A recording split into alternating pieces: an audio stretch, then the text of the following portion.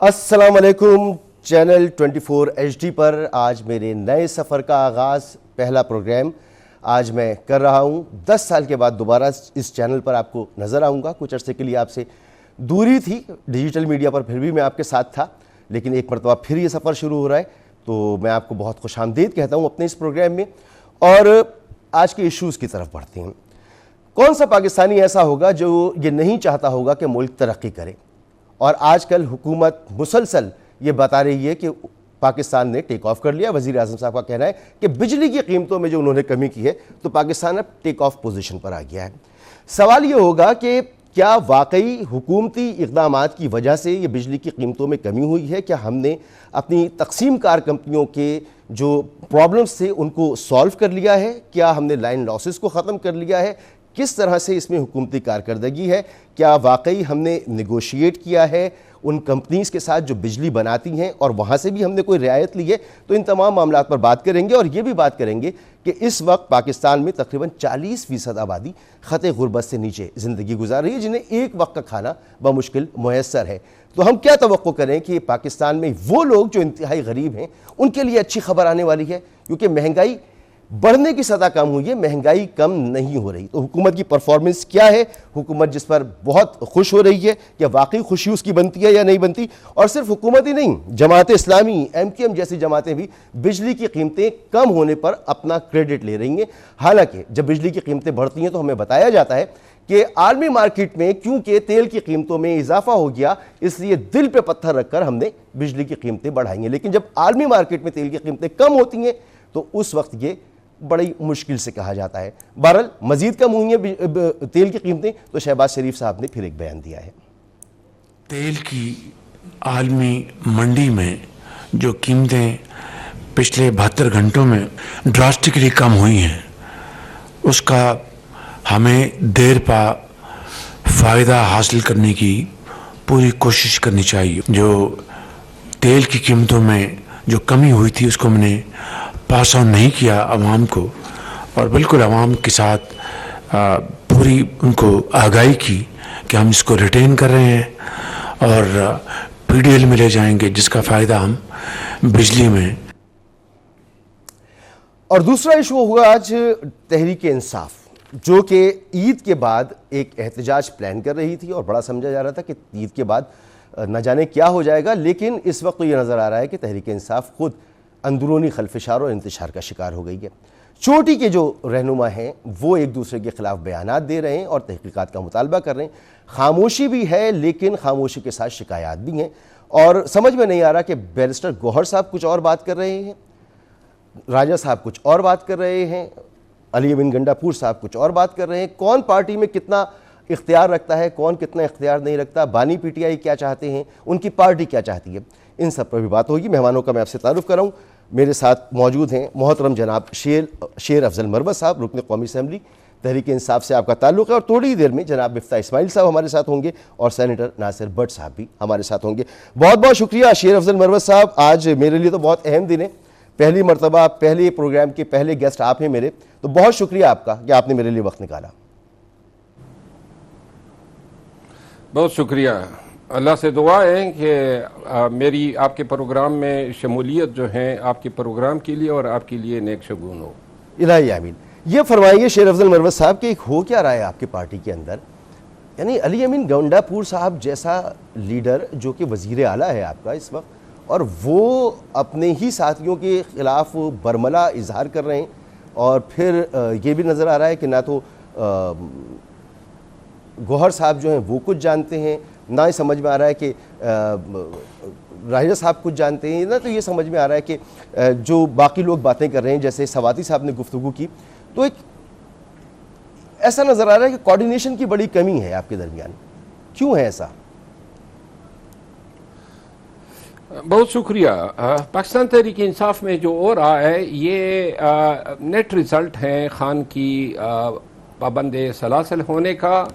खान साहब जो हैं उसका सारा दारो मदार जो हैं उन लोगों पर हैं जो उन तक रसाई रखते हैं और पैगामात जो हैं उनको पहुंचाते हैं, उनकी ज़हनसाजी करते हैं, उनसे फ़ैसले करवाते हैं। और चूँकि इन लोगों ने अपना ये हक़ जो है بجائے اس کے کہ امانت کے طور پہ یا خان کے یا پارٹی کے فائدے کے لیے استعمال کرتے، انہوں نے گزشتہ 1.5 سال میں پارٹی میں لوگوں کو گرانا اور لوگوں کو نوازنے کا سلسلہ شروع کیا ہوا ہے۔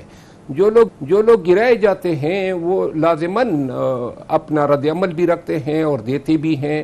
یہ جو اختلافات ہیں، یہ اختلافات انہی لوگوں کے پیدا کردہ ہیں جنہوں نے مختلف مواقع پہ ان لوگوں کو انجیکشن لگائے۔ علی امین خان اگر ایک رد عمل دے رہا ہے، یہ بیسیکلی اختلافات تو عاطف خان اور علی امین خان کے گروپوں کے درمیان الیکشن سے پہلے بھی تھے، اور چونکہ پوٹینشل کینڈیڈیٹ تھے رائیول وزارت اعلیٰ کے لیے، لیکن خان نے اس وقت فیصلہ کیا کہ جی کے پی میں جو ہے وہ علی امین خان ہی وزیر اعلیٰ ہوں گے، اور آپ کی بات کے درمیان میں بول رہا ہوں، مگر شیر افضل مروت صاحب، مانا یہ اختلافات پرانے تھے، یہ اختلافات ہمیں بھی پتا ہے کہ پرانے ہیں، لیکن اس ٹائم پر یہ ٹائمنگ بہت امپورٹنٹ ہے نا۔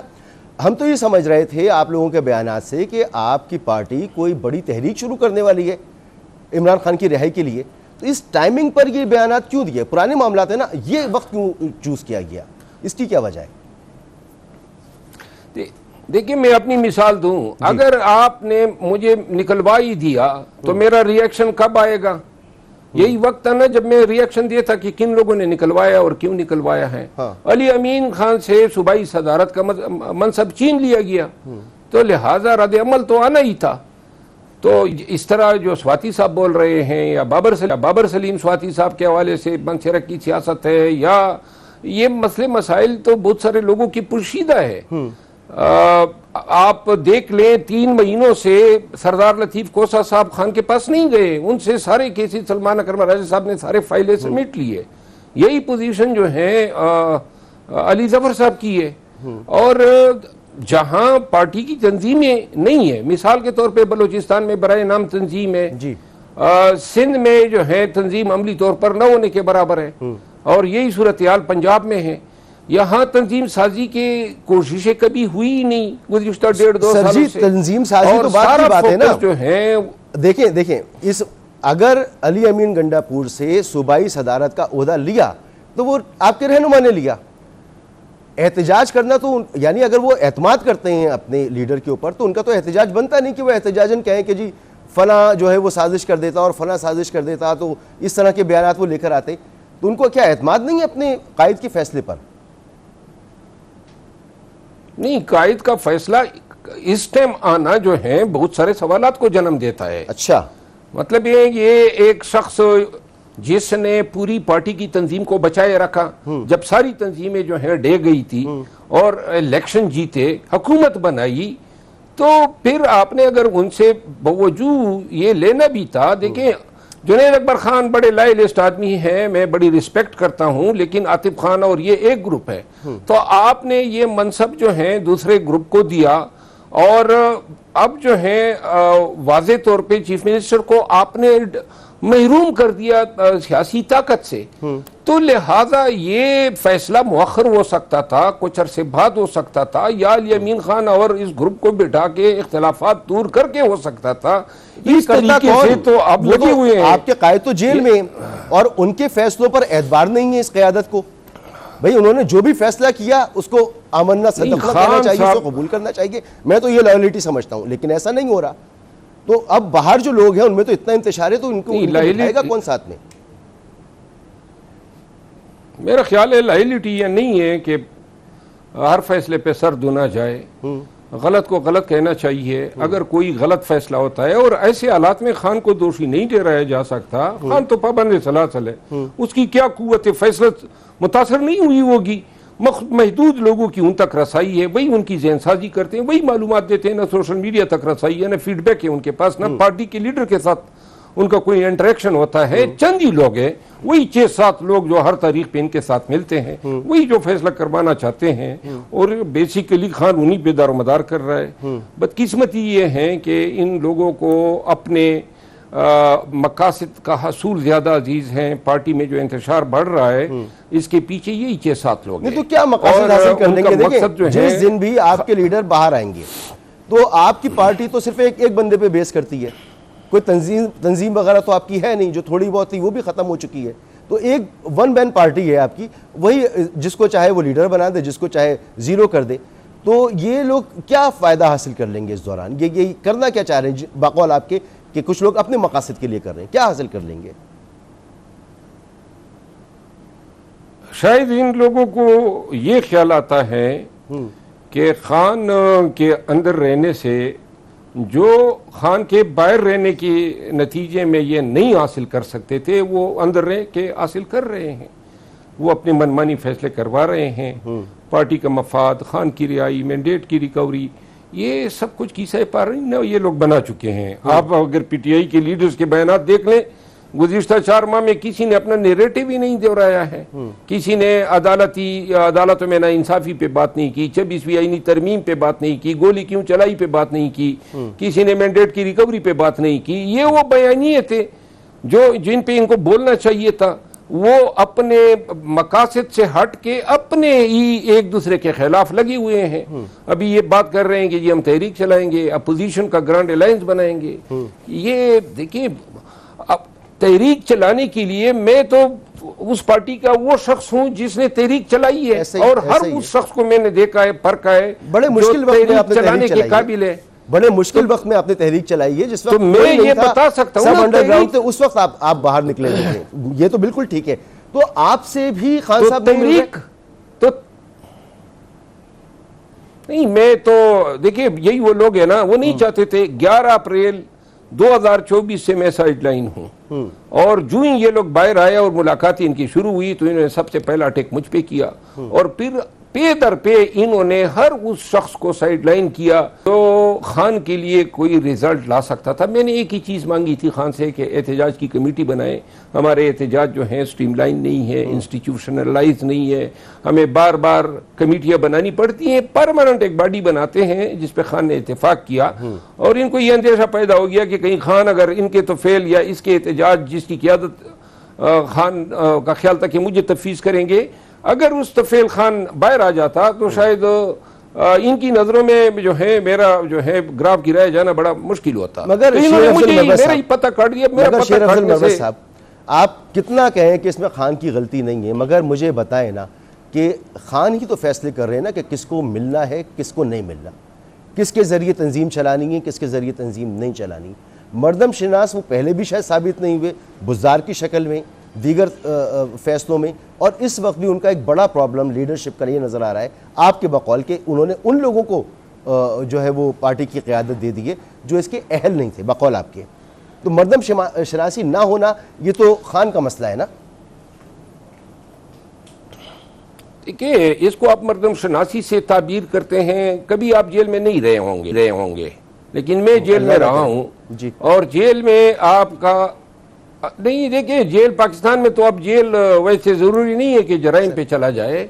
صحافی آپ کے کولیگ روزانہ آتے جاتے ہیں. آپ کراچی میں ابھی بھی ایک آپ کے دوست ریمانڈ پر ہیں, یہ کوئی انہونی نہیں ہوگی. پاکستان میں آپ کوئی بھی چیز ایکسپیکٹ کر سکتے ہیں. میں جیل گیا ہوں کئی دفعہ, اور اسی پی ٹی آئی کے خاطر گیا ہوں. تو جیل میں آپ اکیلے تنہا ہوتے ہیں, آپ کا سارا دار و مدار باہر والوں پہ ہوتا ہے. ٹھیک ہے, جو آپ کے رشتہ دار یا پارٹی کے لوگ یا آپ کے دوست احباب ہوتے ہیں, وہ جو آپ کو آ کے آپ کے کانوں میں جو باتیں ڈالتے ہیں, اور وہی یعنی 6-7 لوگ جن کا ایک ہی بیانیہ ہوتا ہے اور یکسوئی ہوتی ہے, اور ان میں جو تو لہذا کیوں کر آپ کہیں گے کہ جی یہ تو میرے مخالفین ہوں گے یا مجھے نقصان پہنچائیں گے. خان کے پاس کیا دوسرا آپشن رہتا ہے؟ جیل میں جو شخص پابند ہوتا ہے, پابند سلاسل ہوتا ہے, اس کی قوت فیصلہ سیریسلی کمپرومائز ہو جاتی ہے. تو اس کو ملاقاتیں پھر زیادہ لوگوں سے کرنی چاہیے نا. اب آپ لوگوں سے نہیں ہو رہی ملاقاتیں, تو یہ بھی تو فیصلہ انہی کا ہے نا. بہرحال یہاں پہ ایک بریک میں افضل مربز صاحب, اور بریک سے پہلے جاتے جاتے مفتاح اسماعیل صاحب نے ہمیں جوائن کر لیا. سر بہت شکریہ آپ کا, اور بریک کے بعد واپس آتے ہیں اور پھر گفتگو کرتے ہیں. ایک بریک.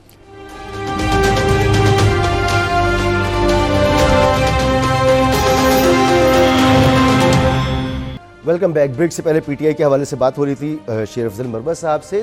ٹھیک ہے, پی ٹی آئی میں بڑے اختلافات مسائل ضرور موجود ہوں گے, لیکن P T I it self ایک مسئلہ ضرور ہے حکومت کے لیے. ملک میں اگر سیاسی استحکام چاہیے تو بات تو کرنی پڑے گی اگر ماحول کو بہتر بنانا ہوگا.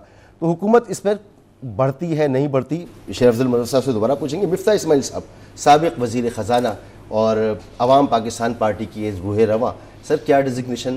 سیکٹری عوام پاکستان پارٹی. بڑا زبردست آپ نے لانچنگ کی کراچی میں اور بڑی پبلک آپ نے جمع کی، دفتر کھولا، آپ کو مبارک ہو.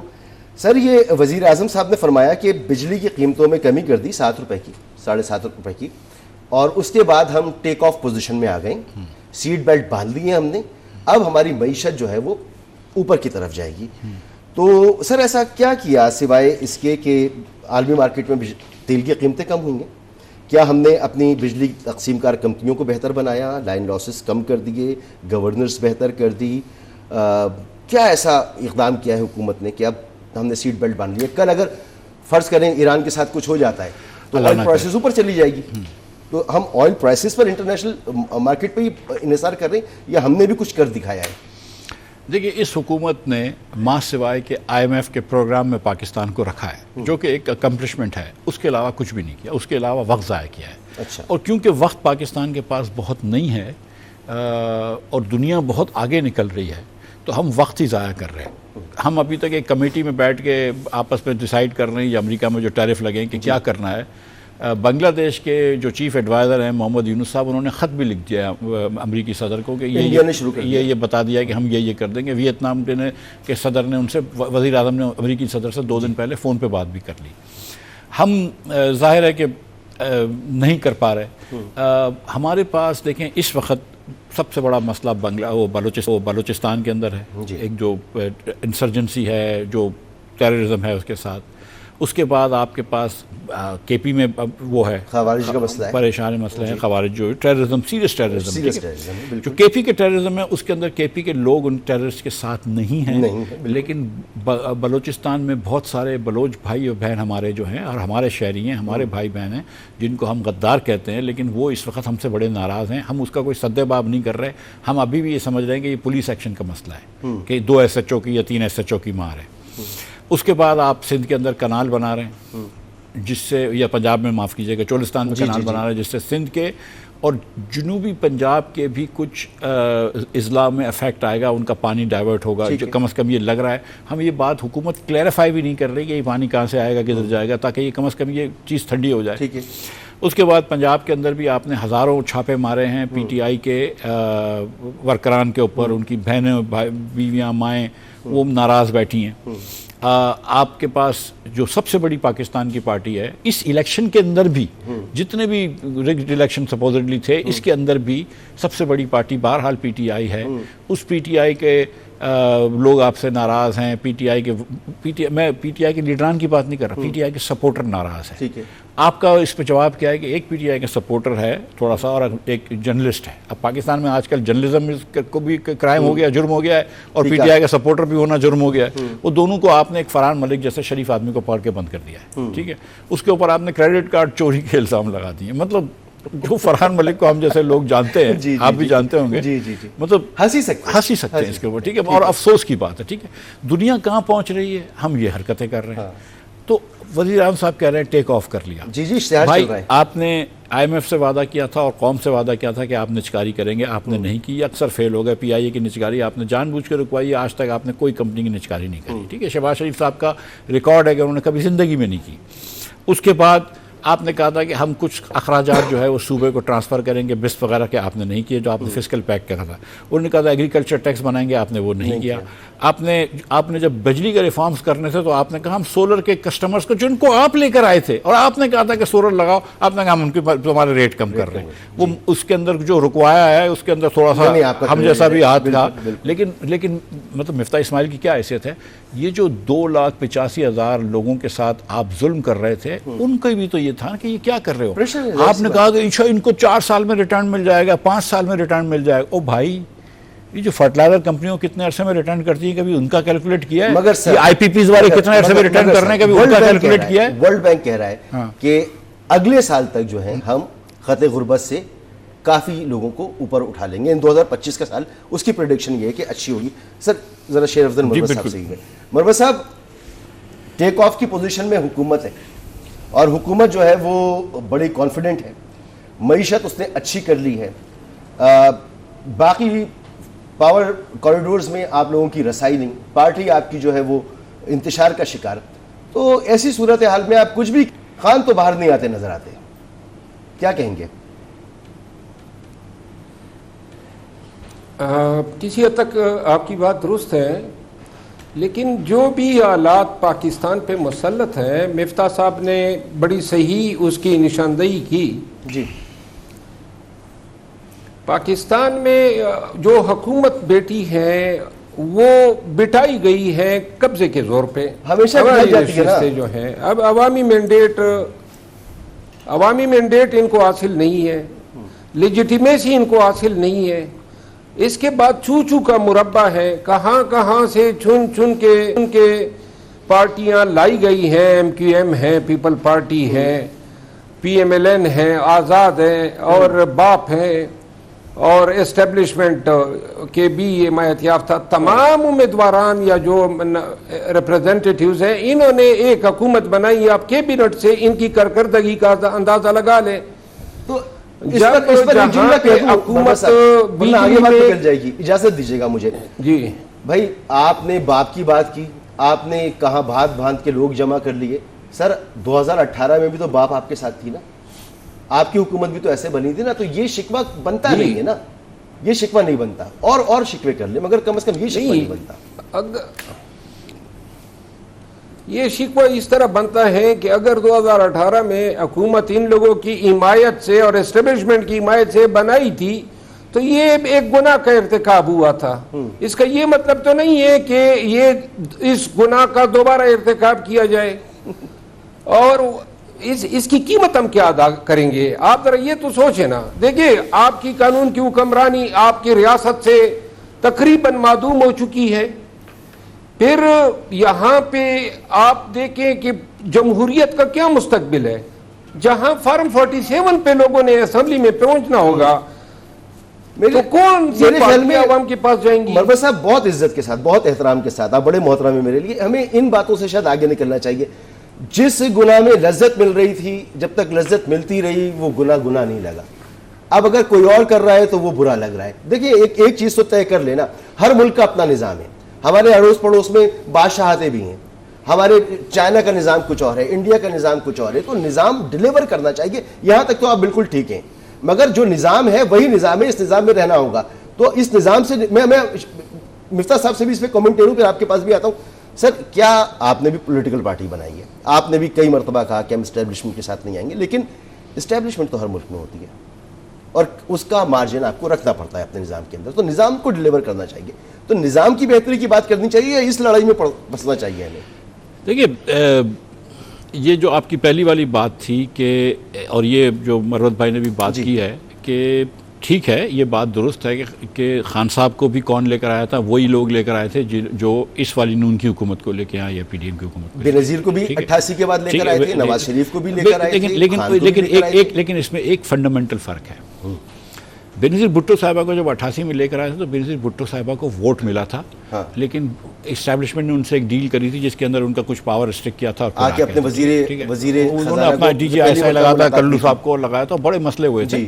لیکن بے نظیر بھٹو کے پاس ایک پبلک لیجیٹیمیسی تھی جو عمران خان, جو میاں نواز شریف کے پاس بہت تھی 2013 میں, عمران خان کے پاس کم تھی لیکن تھی 18 میں, لیکن اس وقت یکسر نہیں ہے. ٹھیک ہے, یہ دیکھیں, یہ کبھی ایسا نہیں ہوا کہ پرائم منسٹر صاحب وہ ہوں جو اپنی سیٹ ہارے ہوں.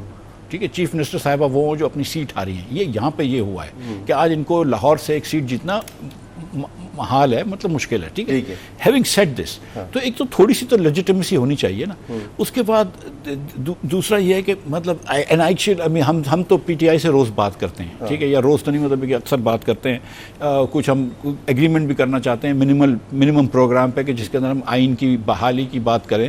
ہم یہ بھی چاہتے ہیں کہ یہ بھی دیکھیں کہ پی ٹی آئی کے اندر بھی یہ سوچ ہونی چاہیے کہ ہم سے غلطیاں سرزد ہوئی ہیں. میں یہی آپ سے پوچھنا چاہ رہا ہوں, پھر مروت صاحب کے پاس جاتا ہوں کہ سر, جس لڑائی میں آپ نے سینگ پھنسائے ہوئے, لڑائی وہ بنتی نہیں ہے نا. اگر آپ یہ کہتے ہیں کہ ہم سے غلطیاں سرزد ہوئی ہیں لیکن ہم آئندہ ایسا نہیں کریں گے تو پھر آپ یہ بات کر سکتے ہیں. لیکن اگر آپ یہ ماننے سے بھی آپ وہ کر دیں, انکار کر دیں, انکاری ہو جائیں کہ میں مانوں گا بھی نہیں کہ مجھ سے غلطی ہوئی ہے, تو پھر بڑا مشکل ہے. کفارہ بھی تو ہوتا ہے نا.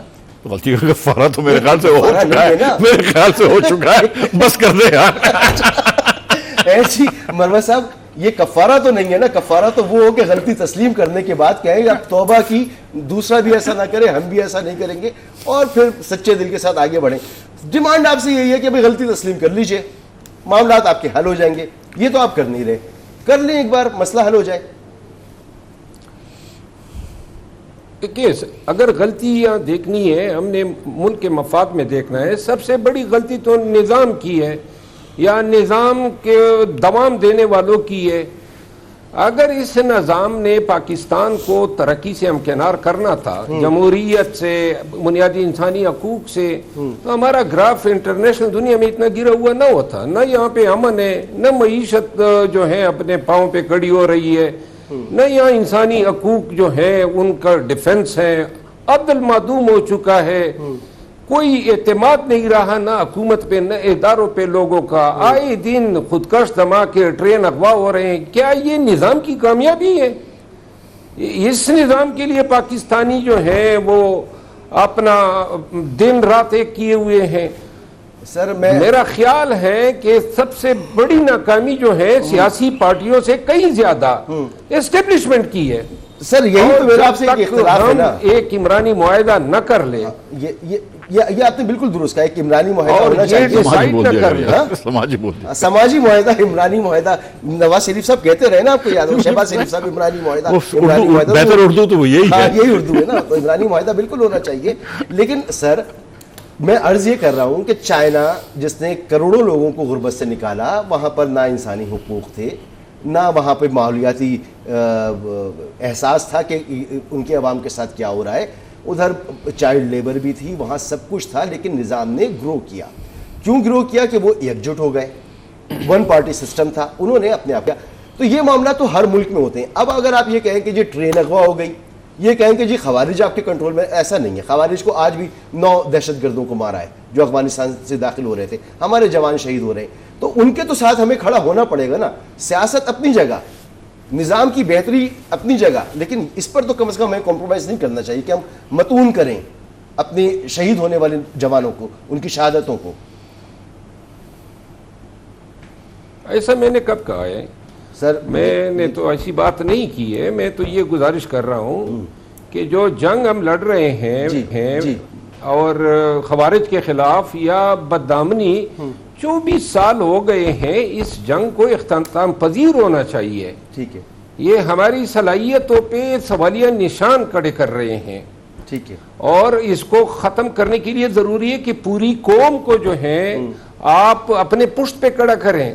سیاسی عدم استحکام جب تک ہوگا یہ جنگ آپ نہیں جیت سکتے ہیں۔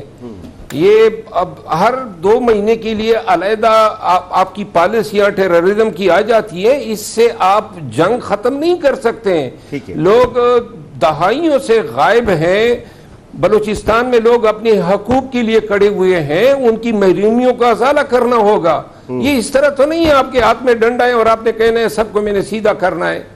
ان کو سننا ہوگا، ان کے ساتھ بیٹھنا ہوگا، اور تمام قوم کو جو ہے سفارا کر کے کم از کم یہ جو ٹیررزم ہے، دہشت گردی ہے، اس سے چھٹکارا حاصل کرنے کے لیے پوری قوم کو بھی افواج پاکستان کے شانہ بشانہ لڑنا ہوگا۔ بہت اچھی بات کی آپ نے، بالکل ایسا ہی ہونا چاہیے۔ لیکن یہ ہوگا کیسے؟ اس میں رویے تبدیل کرنے ہوں گے، سیاسی جماعتوں کو بھی اور باقی حلقوں میں بھی تبدیل کرنے ہوں گے، 2 قدم پیچھے ہٹنا ہوگا۔ لیکن یہ کیسے ممکن ہے؟ ایک بریک کے بعد مفتاح اسماعیل صاحب بھی موجود ہیں، شیر افضل مربت صاحب بھی ہمارے ساتھ موجود ہیں۔ ایک بریک کے بعد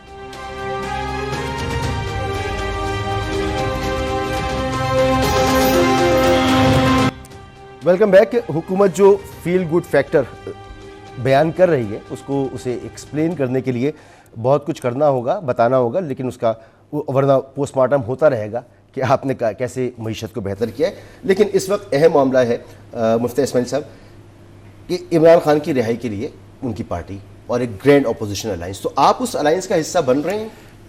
اول تو یہ کہ میرا نہیں خیال ہے کہ جو الائنس کی بات ہو رہی ہے وہ خان صاحب کی رہائی کے لیے ہو رہا ہے۔ اچھا۔ ہم نے جو ابھی تک بات کی ہے اور جو پی ٹی آئی والوں نے بھی ہم سے بات کی ہے، JUI کے مولانا فضل الرحمان صاحب، پی کے میپ کے محمود خان اچکزئی صاحب اور دیگر جو رہنما ہیں، وہ بات کر رہے ہیں پاکستان میں قانون کی حکمرانی کی اور آئین کی بالادستی کی. کسی فرد واحد کی رہائی کی یا پابندی سلاسل کی بات نہیں ہو رہی ہے. ہم ایک بڑی بات کر رہے ہیں, اور وہ میں سمجھتا ہوں کہ قوم کی ضرورت ہے. اور جو آپ نے بات کی تھی کہ اگر سب تھوڑا تھوڑا اپنے موقف سے پیچھے ہٹ جائیں, اپنے اسٹینڈ سے تھوڑا تھوڑا پیچھے ہٹ جائیں, تو کچھ ضروری ہے. دیکھیں میں آپ کو ایک سچی بات بتاؤں, پاکستان ہے تو ہم سب ہیں, ٹھیک ہے, اور سیاست بھی چلتی رہے گی, کل چلتی رہے گی, پرسوں چلتی رہے گی, اور سیاست اوپر نیچے ہوتی ہے. کبھی جیل ہوتے ہو, کبھی وزارت عظمیٰ کے گھر پہ ہوتے ہو, ٹھیک ہے, اور کون سا وزیر اعظم ہے جو جیل نہیں گیا ہے, ٹھیک ہے. تو یہ بات سمجھ کے اب یہ بات سمجھنی چاہیے کہ اس وقت پاکستان کو دو بڑے خطرے ہیں, اور وہ بلوچستان میں BLA کی ٹیررزم ہے جی, اور KP میں TTP کی ٹیررزم. ٹھیک ہے, یہ دونوں مسئلے سلجھانے ہیں. ٹھیک ہے, جو بھی خان صاحب کے اور شہباز شریف کے اور مولانا فضل الرحمان کے یا شاہد عباسی کے مسئلے ہیں, یہ تو چھوٹی چھوٹی چیزیں ہیں. ٹھیک ہے, ان کو تو ہم بعد میں نپٹ سکتے ہیں. اگر ہمارے بچوں کی وہاں پہ خون بہہ رہا ہے تو وہ چیزیں دشمن حملہ آور ہے نا, حالت جنگ, وہ سالو کرنا ضروری ہے. سو آئی تھنک دیکھیں ہم نے تو ٹویٹ کیا, یہ جب حکومت کو ہم نے کوشش بھی کی کہ گائیڈ کریں ہماری جتنی دماغ سے کر سکتے ہیں کہ یار یہ چیزیں کر لو تاکہ پاکستان میں جو ٹرمپ صاحب کے ٹیرف لگے ہیں وہ لاگو نہ ہوں یا کچھ. تو I mean we want Pakistan to succeed. I don't want کہ پاکستان خدا نخواستہ کہیں بیٹھ جائے ہماری لڑائی میں, لیکن اس وقت جو ہے وہ آپس کی سیاست دانوں کو لڑائی ختم کرنی ضروری ہے. میں سمجھتا ہوں یہ بات جو مروت صاحب کی ایک دم درست ہے کہ ہماری جب تک آپس میں اتحاد نہیں ہوگا ہم ان دونوں چیزوں کا مقابلہ نہیں کر سکتے. مروت صاحب بالکل آخری لمحات چل رہی ہیں, بہت اچھی بات آپ نے بھی کہی, مفتیٰ صاحب نے بھی دہرایا کہ آپس کے اختلافات ختم کرنے چاہیے, تو ایک دوسرے کو عزت دینی پڑے گی, چاہے وہ وزیر اعظم ہو, چاہے اپوزیشن لیڈر ہو, یا جیل میں بیٹھا کوئی بندہ ہو یا باہر ہو. تو یہ عزت کا ماحول کیسے کریٹ ہوگا, کیونکہ اصل مسئلہ تو یہ ہے کہ PTI کا سوشل میڈیا جو ہے وہ کنٹرول سے باہر ہے. جو پرابلم بتایا جاتا ہے آپ کی اپوزیشن کی طرف سے یا دیگر جگہوں سے, تو اس کو کیسے کنٹرول کیا جائے؟ یکجہتی اتفاق جو ہیں تمام پارٹیوں کے مابین, ایک یہ علیحدہ ایشو ہے. PTI کی سوشل میڈیا کا کردار جو ہے وہ ایک علیحدہ امر ہے. آپ نے ٹویٹ بھی کیا, جتنی سیاسی پارٹیاں ہیں اور جی آپ نے ٹویٹ بھی کیا نا, جتنی سیاسی پارٹیاں ہیں ان کو یہ سوچ, جی میری آپ گزارش سنیں نا, جہاں تک سوشل میڈیا کا تعلق ہے, سوشل میڈیا PTI کا جو ہے بے لگام گھوڑا بنا ہوا ہے, اور اس پہ اعظم سواتی صاحب بھی بول پڑے, اس پہ PTI کا تقریباً ہر دوسرا MNA اس سے متاثر ہے, اور اس کو لگام ڈالنی ہوگی. اور اگر اس کو لگام نہ ڈالی گئی تو یہ بھی بعید نہیں ہے کہ پارٹی مزید توڑ پھوڑ جو ہے اسی کے ہاتھوں جاری رہے گی. جہاں تک سیاسی پارٹیوں کے اتفاق کی بات ہے, اس پہ یہ سوچنا ہوگا کہ کیا 70 یا 76 سالوں سے ہم نے جو نظام چلایا, کیا یہ نتائج یا کوئی فوائد یا فروٹ دے رہا ہے؟ اگر نہیں دے رہا ہے تو سب کو پاکستان کا سوچنا چاہیے. بالکل ٹھیک, یہ ہر ایک وقت گزارتا ہے سر, ٹائم میرے پاس ختم ہو گیا. گزارتا ہے کہ جی جتنا وقت مجھے آپ کا پوائنٹ آیا, بہت بہت دل سے آپ کا شکریہ ادا کروں گا. مفتیٰ اسماعیل صاحب آپ کا بہت بہت شکریہ. اور بات یہی ہے کہ اتفاق پیدا کرنا ہوگا. ملک کو بڑے سنگین چیلنجز کا سامنا ہے جس میں سب کو مل بیٹھنا ہوگا. یہ کیسے ہو سکتا ہے؟ حکومت کو آگے بڑھنا ہوگا, اپوزیشن کو دل بڑا کرنا ہوگا, اور اس طرح سے ہی پاکستان آگے بڑھے گا. اجازت دیجیے.